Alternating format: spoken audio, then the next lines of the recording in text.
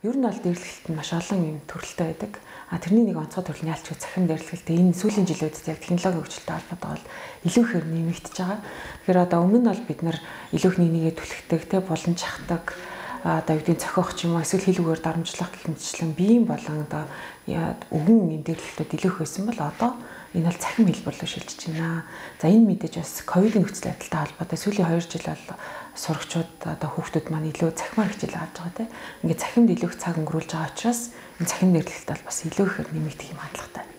Хүүхдүүд нэгнтэйгээ бол тоглох, шоглох тохиолдлууд бол байдаг шүү дээ тийм.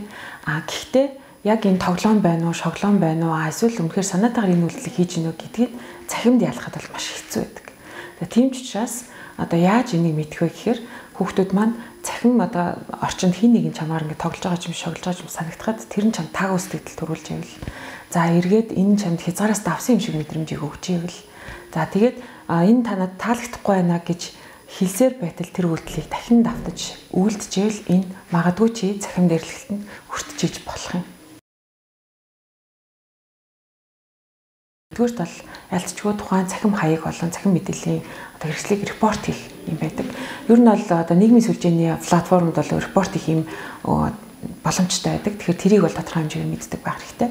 За дараа нь бол одоо мэдээллийг цуглуулах хэрэгтэй. Тэгэхээр чамд ирж байгаа чат, зураг, мэдээлэл одоо юу гэдгийг мессеж тэр бүгдийг бол ер нь одоо зургийн дараах скриншот хийх эсвэл урлагийг нь хадгалах байдлаар өөртөө хадгалж авч үлдэх хэрэгтэй. Үүнийг хамгийн одоо итгэдэг одоо найздаг хүндээ 1% бол хуульж явуулсан байвал хэрэгтэй байдаг. За гуравт нь бол блок хийх гэдэг байдаг шүү дээ бид нар. Тэгэхээр энэ тохиолдолд яах ёстой гэхээр ямар нэгэн хариу үйлдэл одоо бичлэггүйгээр шууд блок хийх нь хамгийн үр дүнтэй. Яагаад гэвэл эргээд чиний бичсэн зүйлийг чиний эсрэг ашиглах боломжтой байдаг учраас ийм байдаг. Хамгийн чухал зүйл бол ярилцах. За энэ бол өөрийнхөө аав ээжтэй тий хамаатан садандаа за магадгүй багштай өөрийн хамгийн итгэдэг тэр насанд хүрсэн хүнтэйг энийг хуваалцах тусламжийг авах хэрэгтэй. Тэгээд цаашаа одоо юу гэдэг ямар арга хэмжээ авах вэ гэдэг хамтдаа шийдвэрлэх төлөвлөгөө гаргах нь бол чухал байдаг. Ер нь бол хүүхэд альва нэгэн өөрчлөлт гарч ивэл заавал шинж тэмдэг илэрхийлж идэг. Тэгэхээр энийг бол маш анзаарахтай, маш одоо хариуцлагатай хүүхдтэйг ярилцдаг байх хэрэгтэй л дээ. За гэхдээ хэд хэдэн шинжүүдийг бид нар анзаарч байна. Нэгдүгээрт бол юу гэдэг сурлагын амжилт буурах. Тодорхой хэмжээнд тухайн хүүхдийн сурлагын амжилтанд өөрчлөлт гарч ийнө буурж ийнө. За сургуультай явах эсвэл олон нийтийн үйл ажиллагаанд явахаас татгалзаж ийнө. За энийг харах хэрэгтэй. Жишээлх юм бол хүүхэд чинь таны дэргэд байхдаа тэ хин нэгэн уцаар ирвэл уцаа дуудлах хүлээж авахгүй байх.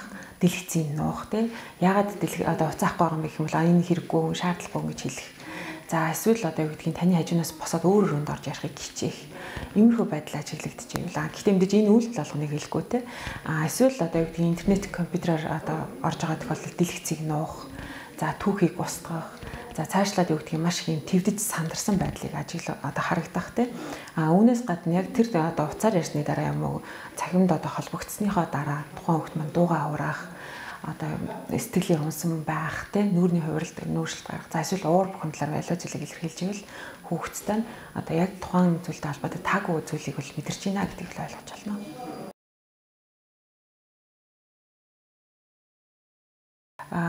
Эцэгчүүд маань юу хийж болох вэ гэхээр хамгийн нэгдүгürt бол ярилцах хэрэгтэй.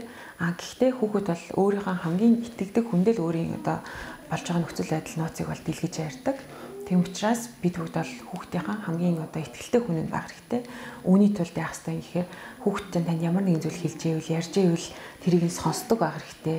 Эргээд ингээд анхаарал хандуулж байгаа гэдгийг одоо харуулдаг байх хэрэгтэй.